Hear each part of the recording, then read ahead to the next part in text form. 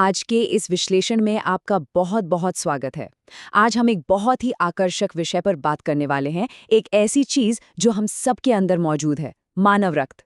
इसे अक्सर हमारे शरीर का अनमोल लाल सोना या रेड गोल्ड कहा जाता है और इसका हर एक कतरा सच में सोने से भी ज्यादा कीमती है।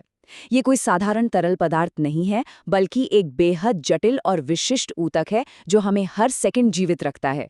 चिकित्सा विज्ञान इसे एक ऐसा चमत्कार मानता है जिसे समझना किसी रोमांच से कम नहीं। तो चलिए, बिना किसी देरी के इस लाल सोने के रहस्यों की गहराई में उतरते हैं। आज के हमारे इस सफर का रोड मैप कुछ इस तरह रहेगा। सबसे पहले हम बात करेंगे तरल सुपर हाईवे की, फिर ब्लड ग्रुप्स को समझेंगे, उसके बाद हीमोग्लोबिन के उतार चढ़ाव को देखेंगे, रक्त स्वास्थ्य को कैसे बेहतर बनाए इस पर चर्चा करेंगे और अंत में रक्तदान की असली शक्ति को जानेंगे। भाग 1, तरल सुपर हाईवे, शरीर के मास्टर रेगुलेटर की संरचना। जरा सोचिए, हमारे शरीर को एक विशाल व्यस्त शहर की तरह देखा जा सकता है और रक्त वो मुख्य हाईवे है जो इसके हर हिस्से को जोड़ता है। एक औसत वयस्क के शरीर में करीब 4 से 5 लीटर ये विशिष्ट तरल पदार्थ लगातार दौड़ता रहता है और अगर हम इसके हिस्से करें तो ये विभाजन बहुत ही रोचक है। 55% हिस्सा तो सिर्फ प्लाज्मा का है, 44% में हमारी लाल रक्त कोशिकाएं यानी आरबीसीज हैं और बाकी बचे 1% में श्वेत रक्त कोशिकाएं और प्लेटलेट्स आते हैं। है ना कमाल का संतुलन? इस बात को अगर मेडिकल लिटरेचर के नजरिए से देखें तो एनसीबीआई बुक शेल्फ के एक बहुत ही सटीक कोटेशन के अनुसार रक्त का प्राइमरी शारीरिक महत्व प्रणालीगत होम्योस्टेसिस के मास्टर रेगुलेटर के रूप में इसकी भूमिका में निहित है। इसका सीधा सा मतलब यह है कि रक्त हमारे हर अंग को जीवित रखने, हमारे अंदर का संतुलन बनाए रखने और पूरे के पूरे सिस्टम को सुचारू रूप से चलाने का असली मास्टरमाइंड है। अब इसी ट्रांसपोर्टेशन नेटवर्क वाले मेटाफर को थोड़ा आगे बढ़ाते हैं। रक्त के इन 4 प्रमुख घटकों का काम समझना बहुत आसान हो जाएगा। प्लाज्मा वो नदी या सड़क है जो सारे पोषक तत्वों और वेस्ट मटेरियल को एक जगह से दूसरी जगह ले जाती है। लाल रक्त कोशिकाएं यानी आरबीसीज हमारे डिलीवरी ट्रक्स हैं जो ऑक्सीजन पहुंचाते हैं। श्वेत रक्त कोशिकाएं हमारी सिक्योरिटी फोर्स हैं जो किसी भी बाहरी संक्रमण से लड़ती हैं। और प्लेटलेट्स वो हमारे रिपेयर क्रू हैं जो कहीं भी कट लगने पर तुरंत क्लॉट बनाकर बहते खून को रोक देते हैं। भाग 2, ब्लड ग्रुप्स को समझना, ट्रैफिक नियमों को नेविगेट करना। अब जरा ट्रैफिक नियमों की बात करते हैं। एंटीजन असल में क्या होते हैं?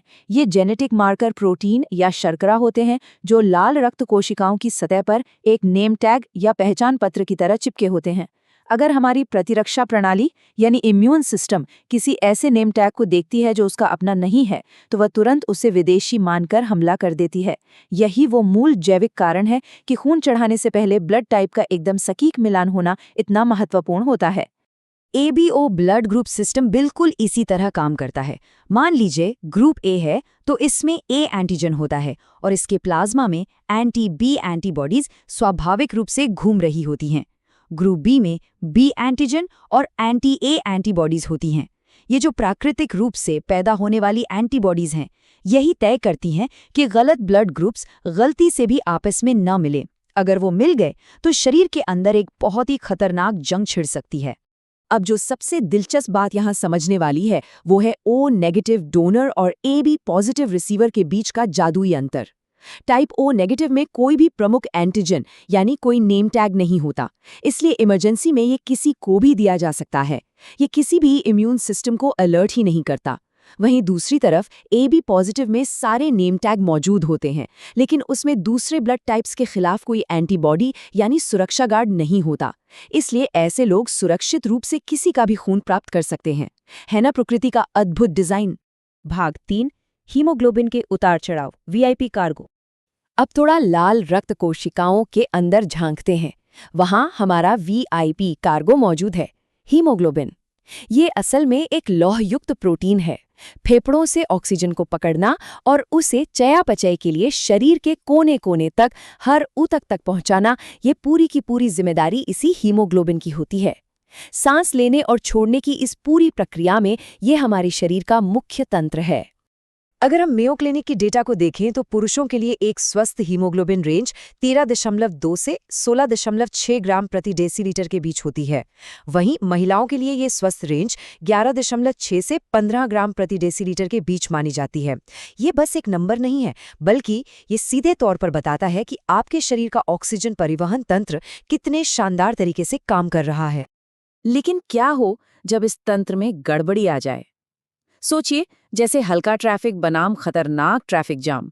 एक तरफ एनीमिया है, यानी कम हीमोग्लोबिन, शरीर को पर्याप्त ऑक्सीजन नहीं मिल पाती, जिससे भयंकर थकान, चक्कर आना और सेल्युलर हाइपोक्सिया जैसी समस्याएं होती हैं। दूसरी तरफ है पॉलीसिथीमिया, जहां हीमोग्लोबिन बहुत ज्यादा हो जाता है। इससे खून शहद की तरह गाढ़ा हो जाता है, प्रवाह सुस्त पड़ जाता है और क्लॉटिंग या स्ट्रोक का बहुत ही गंभीर खतरा पैदा हो जाता है। दोनों ही स्थितियां शरीर के लिए एक बड़ा अलार्म है। भाग 4, रक्त स्वास्थ्य को बेहतर बनाना, सिस्टम का रखरखाव। तो भाई, इस सिस्टम को एकदम फर्स्ट क्लास कैसे रखा जाए? इसके लिए कुछ खास पोषक तत्व हमारे बिल्डिंग ब्लॉक्स का काम करते हैं। सबसे पहले आयरन, जो सीधे तौर पर ऑक्सीजन को बांधता है। फिर विटामिन B12 और फोलेट, जो डीएनए बनाने और नई लाल रक्त कोशिकाएं पैदा करने के लिए एकदम जरूरी हैं। और हाँ, विटामिन C को मत भूलिएगा, क्योंकि ये आपकी आंतों में उस आयरन को सोखने की ताकत को कई गुना बढ़ा देता है। यही वो तत्व हैं जो आपको एनीमिया से बचाते हैं। और सिर्फ अच्छी डाइट ही नहीं, शारीरिक गतिविधि का भी एक बहुत बड़ा रोल है। नियमित रूप से मध्यम एरोबिक व्यायाम करना हमारे शरीर के लिए बिल्कुल एक इंजन ट्यून अप की तरह काम करता है। ये प्राकृतिक तरीके से हमारे हृदय की क्षमता को बढ़ाता है, प्लाज्मा की मात्रा का विस्तार करता है और लाल रक्त कोशिकाओं के उत्पादन को बढ़ाकर हीमोग्लोबिन के स्तर को एकदम ऑप्टिमाइज कर देता है। भाग 5, रक्तदान की शक्ति, जीवन के उपहार को कई गुना बढ़ाना। और ये इस बात को बहुत ही खूबसूरती से इलस्ट्रेट करता है कि कैसे एक व्यक्ति पूरे समाज को प्रभावित कर सकता है। जब हम बड़े पैमाने पर यानी मैक्रो लेवल पर देखते हैं तो रक्तदान एक बेहद शक्तिशाली कदम बन जाता है। जब आप रक्तदान करते हैं तो उस पूरे रक्त को सेंट्रीफ्यूज मशीनों द्वारा अलग अलग हिस्सों में बांटा जाता है, जिसे फ्रैक्शनेशन कहते हैं। लाल रक्त कोशिकाओं को दुर्घटना या ट्रॉमा के मरीजों के लिए अलग किया जाता है, प्लाज्मा को जलने वाले पीड़ितों के लिए निकाला जाता है और प्लेटलेट्स को विशेष तौर पर कैंसर के उपचार और क्लॉटिंग विकारों वाले मरीजों के लिए इस्तेमाल किया जाता है। सच कहूं तो इस प्रक्रिया का ये जो बहुगुणक प्रभाव है ना, वो सच में जादुई है। आपका एक पूर्ण रक्तदान कई विशिष्ट घटकों में टूटकर काम आता है। इसका सीधा सा मतलब है कि एक अकेला डोनर वास्तव में कई अलग अलग इंसानों की जान बचा लेता है। और इसके साथ ही रक्तदान करने से डोनर के अपने शरीर को भी नया और ताज़ा खून बनाने का एक बहुत ही स्वस्थ प्रोत्साहन मिलता है। हमारा ये शरीर और इस लाल सोने का विज्ञान सचमुच किसी चमत्कार से कम नहीं है। आज के इस विश्लेषण में हमने एक पूरी दुनिया को डिकोड किया, लेकिन चिकित्सा विज्ञान में ऐसे न जाने कितने ही रहस्य अभी भी छुपे हुए हैं। अब आप बताइए, आगे हमें किन चिकित्सा रहस्यों या स्वास्थ्य विषयों को डिकोड करना चाहिए? अपने सुझाव हमें कमेंट्स में ज़रूर बताएं। और हाँ, अगर आपको आज का ये ज्ञानवर्धक सफ़र पसंद आया हो तो चैनल को सब्सक्राइब करना बिल्कुल न भूलें, ताकि हम ऐसे ही जटिल विषयों को आपके लिए आसानी से डिकोड करते रहें।